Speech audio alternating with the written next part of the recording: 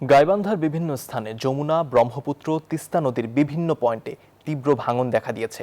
অব্যাহত ভাঙনে নদীগর্ভে বিলীন হচ্ছে শত শত বিঘা ফসলি জমি ও বসতভিটা।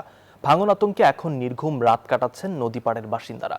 ভাঙন রোধে লোক দেখানো কাজ বন্ধ করে স্থায়ী ব্যবস্থা নেয়ার দাবি তুলেছেন ক্ষতিগ্রস্তরা। সাইফুল ইসলাম প্রিন্সের তথ্য ও ছবিতে ডেস্ক রিপোর্ট।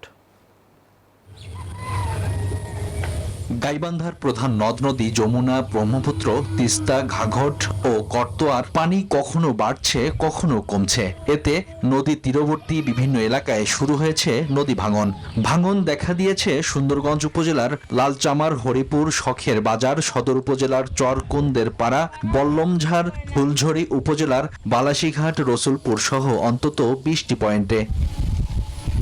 প্রতি সপ্তাহে সর্বোচ্চবার বিকাশ পেমেন্টে 50 জন হবেন পেমেন্ট চ্যাম্পিয়ন। জিতে নিন টিভি সহ আকর্ষণীয় সব প্রাইজ। গত এক সপ্তাহে সদর উপজেলার বল্লমঝাড় ইউনিয়নে ভাঙন বেশি দেখা দিয়েছে। হুমকির মুখে শতাধিক বাড়িঘর, কবরস্থান, রাস্তাসহ বেশ কিছু স্থাপনা। ভাঙন আতঙ্কে এখন নির্ঘুম রাত কাটাচ্ছেন নদীপাড়ের বাসিন্দারা।